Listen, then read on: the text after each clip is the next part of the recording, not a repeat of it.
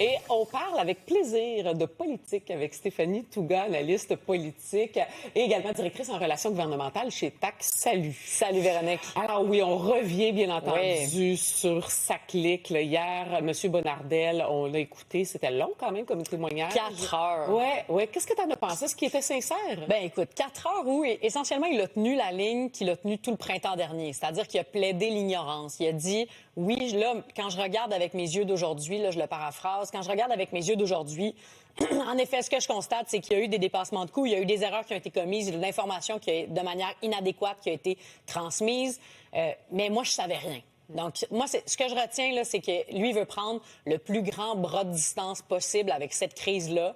Mais la force est d'admettre que dans l'espèce de fil chronologique que le juge Galland essaie de mettre en place, c'est-à-dire que là, on a des bouts ici et là d'informations qui commencent à rentrer, il y a des gens à quelque part au niveau politique qui avaient accès à l'information. Oui. Est-ce qu'il y avait accès à de l'information 360, une vision 360? Probablement pas. Mais ce qu'on commence à comprendre, c'est qu'il y a des gens, tant dans la machine, donc quand je dis la machine, on parle de la SAQ, du ministère, mais aussi du côté politique, du côté du cabinet ministériel du ministre. On avait accès à de l'information, on savait qu'il y avait des dépassements de coûts, on savait qu'il y avait des débordements ici et là. Puis j'ai l'impression que si ça s'est rendu au ministre, ça s'est rendu en bribes et pas assez, c'est ce qu'on comprend, pour avoir une vision 360 de à quel point c'était en train d'y exploser dans les mains. Puis là, tantôt, on va avoir Geneviève Guilbeault. Geneviève Guilbeault, ce qu'il faut se rappeler, c'est qu'elle est arrivée en fonction, la crise était déjà là. C'est-à-dire que la phase de développement, c'était les libéraux avant le gouvernement caquiste et M. Bonnardel. Quand Mme Guilbeault est arrivée en fonction, elle, c'était le déploiement. Fait que rendu là, appelons un chat un chat, c'était essentiellement le début de la crise qu'elle voyait en temps réel. Moi, ce que j'ai envie de savoir tantôt, à quoi elle avait accès comme information? Est-ce qu'elle savait qu'il y avait une crise qui se profilait? Est-ce qu'elle a décidé plutôt de garder le couvercle sur la marmite puis d'espérer que ça passe? Ou elle a regardé puis elle s'est dit, oh là, qu'est-ce qu'on va faire avec ça? On va essayer de manœuvrer. Connaissant un petit peu le personnage, j'ai l'impression que si elle avait accès à l'information, elle n'a pas voulu laisser ça tranquille. Elle a voulu se mettre les mains dedans. Fait que j'ai hâte d'entendre tantôt ce qu'elle va nous dire. Est-ce que tu as parlé à des personnes dans l'entourage, à la CAQ? On dit quoi? On est stressé, on est nerveux? J'ai parlé à plusieurs reprises dans les derniers jours à l'entourage du premier ministre. Parce que le premier ministre, évidemment, va essayer de prendre lui aussi un bras de distance avec cette crise-là. L'entourage du premier ministre se fait très, très avare de commentaires. Ils veulent le plus possible distancier M. Legault, qui a déjà du plomb dans l'aile, si on se fie au sondage léger paru cette semaine, mais aussi les sondages des derniers mois. Donc, lui, il essaie de sauver sa peau.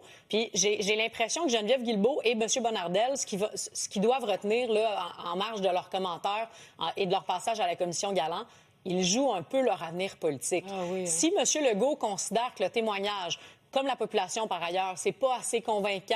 Peut-être que tu es plus disons une nuisance pour mon image, pour la suite de mon mandat, qu'une force vive dans mon entourage. Peut-être qu'on va vous laisser sur le banc des députés et pas vous garder dans l'entourage proche du Conseil des ministres. C'est très, très, très possible. Geneviève Guilbeault, elle le sait très, très bien, ça. Moi, je pense qu'elle va faire une performance sans faute tantôt. Il n'y a rien qui va dépasser. M. Bonnardel nous a donné un petit peu plus de jus, très peu, mais quand même un petit peu plus de jus. Son cabinet, le jour avant aussi, M. Généreux et son ancienne chef de cabinet. Mais je m'attends à ce qu'il n'y ait pas vraiment de ce genre d'informations qui glissent du côté de Geneviève Guilbeault, qui va être merveilleusement bonne dans l'art de répondre à la question, mais en laissant rien échapper. On va suivre ça attentivement, bien entendu. Tu parlais de sondage, ça va plus ou moins bien pour la CAQ. Mais pour Mark Carney, lui, ça va très bien en ce moment. Et il a parlé à Donald Trump hier, mais ça avance toujours pas, on dirait. Je sais pas si tu te souviens, au printemps, quand il y avait un appel là, entre le nouveau premier ministre Carney puis M. Trump, on passait la journée médiatique là-dessus. C'est vrai. Là, aujourd'hui, on a comme appris sur le tard qu'il y avait eu un appel avec le président. C'est un appel qu'on espérait, qu'on attendait, mais on dirait que les attentes de la population sont vraiment plus basses qu'elles l'étaient il y a 3 mois, il y a 6 mois. Ce qui était un sprint de négociation est en train de devenir vraiment plus une course de longue haleine, là, une espèce de marathon où on espère aller chercher des gains. Mais pour l'instant, Mark Carney, il est allé chercher aucun gain. Au contraire, il a fait des dépenses importantes pour plaire à Donald Trump, notamment à la frontière. On a un tsar du fentanyl, mais aussi des engagements comme reculer sur une taxe sur les géants du web, par exemple. Donc, pour l'instant, le Canada, on a essentiellement que fait des concessions et on n'a pas obtenu grand-chose en retour. Donc là, Mark Carney doit avoir l'automne arrivé en disant, là, j'ai une rentrée parlementaire qui s'en vient. En politique interne, ça va commencer un petit peu plus à brasser. Il y a Pierre Poilievre qui a été élu, chef de l'opposition. Il va revenir le 16 septembre à la Chambre des communes. Il va falloir que je dépose un budget qui dit essentiellement, oh, je vais dépenser pas mal dans la prochaine année. Donc, ça, il va devoir gérer ça. Et dans le rétroviseur, il y a Donald Trump qui semble pas bouger.